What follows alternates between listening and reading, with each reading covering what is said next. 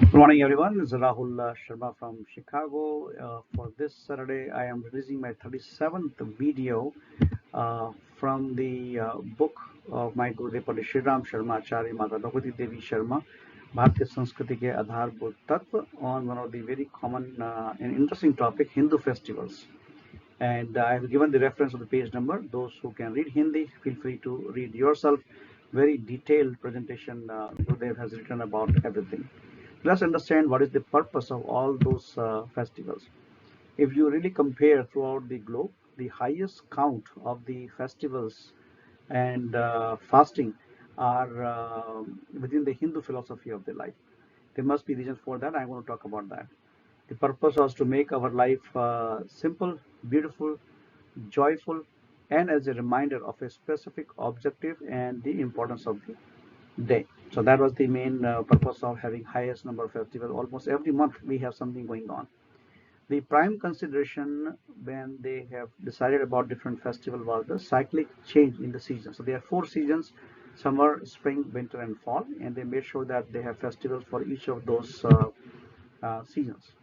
And there were other considerations like awakening of the uh, unity and the organization among the society for all the people, making sure that people become more social, they mingle with each other, and without the social media at that time, that was the only way to mingle each other on festivals and fasting, and then make society as a culture society. So somebody is teaching them the purpose and the objective of each of those festivals. Then most of the festivals always have yagna towards the end of the puja ceremony for the benefit of the mother nature and the environment. There will be detailed videos on yagna itself about the scientific facts in upcoming months. And then of course enhancing the spirituality for our soul refinement. Just like I talk about the sanskar in past videos, so for all our refinement, for all of our sanskars, these festivals do help in that area. And then, of course, with the mundane life, we all are so tired, exhausted, so we need to have excitement and entertainment in our routines. That's why the festivals are always helping there. And then, of course, we have a different purpose of remembrance of our warriors and our social reformers and the spiritual leaders and the scientists, where we did some good achievement for our society, for our nation, and we celebrate them also. And then any major incident of the nations, like Freedom Day, Independence Day, and things like that. Okay, so that's the purpose of the festivals. Now let's talk about the different categories of the festival. In terms of the two major categories, the first category of Hindu festivals are culturally based to protect and spread the basic Vedic philosophy of life, such as Holi, Diwali, Basant, Sankranti. We are going to talk about those in a bit. The second category of the festival is in the memory of the superhuman and divine powers to take lessons from their life of sacrifice and achievement. For example, Ram Navami, Krishna Ashtami, Bhishma Panchami, Hanuman Jayanti, Vivekanand Jayanti, Mahatma Gandhi Jayanti, and things like that. So they have two different categories. Now, what are the high level significance of various major festivals? I'm going to go on a high level. Let's talk about Holi. One of the only festival celebrated in India, which is everybody enjoy it together. There are multiple reasons. One is we welcome the new crop of wheat and gram in India, and then it's also an indication and onset of the summer season. And this festival is also being treated as a forgiving each other and ignoring differences in caste and religion. So Hindu culture was always very liberal. We never had any differences between people and colors and caste and creed. And Holi is one of the best way to celebrate that. And then removing any discrimination by color by covering the face of each other in multicolor powder or gulal, right? You cannot even recognize the face whether somebody has a different caste or different religion. Everybody is multicolor, multicultural, and that's the best unity to celebrate Holi. So that's the festival about the Holi. Now let's talk about the Basant or the spring. This is the time to enjoy arrival of the new flowers, the butterflies, and the new leaves on the tree. Spring always bring happiness and inspiration. It's time to set our new spiritual goal. Time to meet our spiritual guru, talk about our past year, and talk about the new goals which we can have during our Basant Panchami. Then we have other important festival, Diwali, which is going to come in next few weeks. This is the festival of lights. That means removing the darkness from people's life with the onset of the lamps. And then we also worship Lakshmi, the goddess of entrepreneurship and hard work. And you need to learn about how entrepreneurs really work and how you can have attract money towards your bank balance and how to take risk. I have a detailed video about this, video number 3. You can watch that. And then of course celebration of victory of the truth over the injustice. Ram and Ravan story, you know about that. Ram is representing the truth and injustice is by Ravan. So that's how Diwali is being celebrated and everybody enjoy that. Even now in USA, in President's house, White House, they celebrate Diwali. That's kind of significance of this festival. Then we have Ganesh Chaturthi. Some part of India they really celebrate a lot. Basically, every year it reminds you for 7 P's as per teaching in my video number 1. Proper planning, prior preparation prevents poor performance. So you can remove all the hindrance on your planned work. And then we have Chaitra Navaratri. This is the new year for Vikram Samvat, anniversary of coronation of the king Vikram Aditya. He was a king who did all the good for his public, and it ends on Ram Navami. It is recommended to do the Laghu Gayatri Anustan during Navratri. What Laghu Gayatri Anustan means? 24,000 counts chanting of Gayatri mantra by following certain principle and keeping some sort of fasting, either without salt, without sugar, or just on fruits or whatever you can do that. That's about Chaitra Navratri.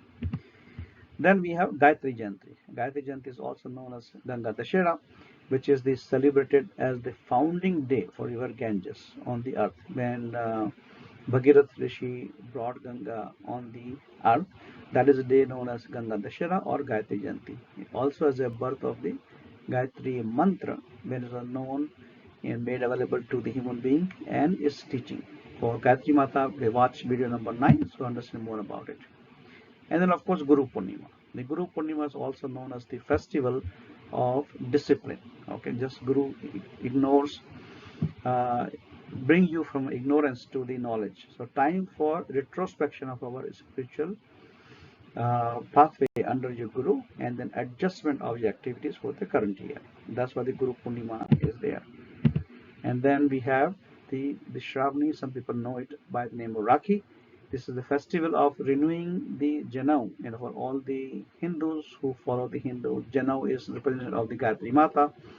So it's renewing the Janau and then performing the atonement for any violation of the righteous deeds. Everybody make mistakes, and this is the day when we can ask for forgiveness from people, and we can change our Janau also.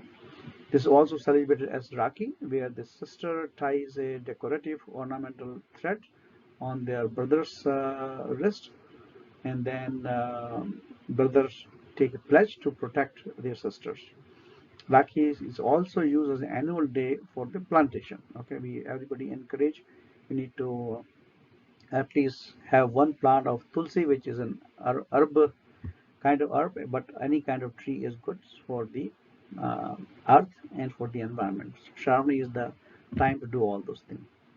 Then we have Shraddha Navratri. So Navratri is 2 times. Normally it is a 9 days of the transition period of the season, which normally end with Vijayadashmi on this time, which is the current time when you will be watching this video.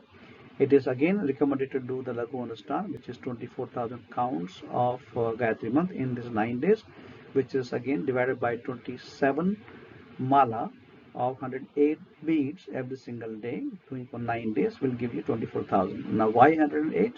Very simple. We have 9 planets rotating in 12 rashis. If you do a multiplication, that covers every single part of the globe, and that's the reason we could talk about this Laghu Anustan. And then we have Ram Navami. So this is celebrated as a birthday of Lord Ram. Purpose is to refresh our life goal aligned with the philosophy and success as idealistic brother and husband. Okay, responsible and obedient son, and a warrior to protect the religion and sacrifice for justice. So there are a lot of good things to follow from Lord Ram's story from the Ramcharitmanas, and you need to follow that. Then we have Krishnastasmi, where Ram and Krishna are considered as a avatar, and we all celebrate them with full enthusiasm and excitement. So Krishna Ashtami, as the 8th day of the moon, is celebrated as the birthday of the Lord Krishna.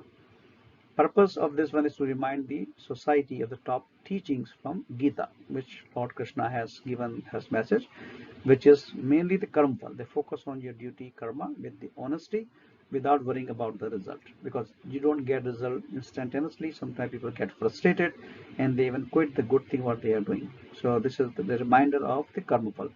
And then owning the responsibility of protecting cows, the farm. In last Saturday, you have watched my video on the cow, why we consider cow as a Badar in Hindu philosophy, and Lord Krishna has done a lot of work for the promotion of the cow, and that's the responsibility for all of us to give protection to the cow, and you all need to give donation of cow to people who are taking care of them.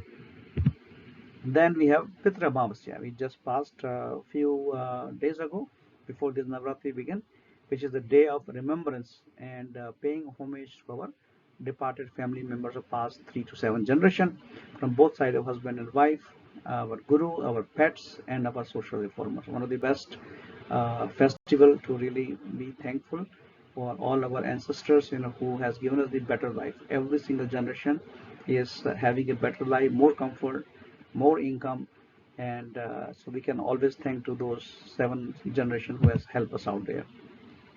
I think I just talked about in Krishna Ashtami, is maybe a duplication here. The Vijayadashmi, the Dashera.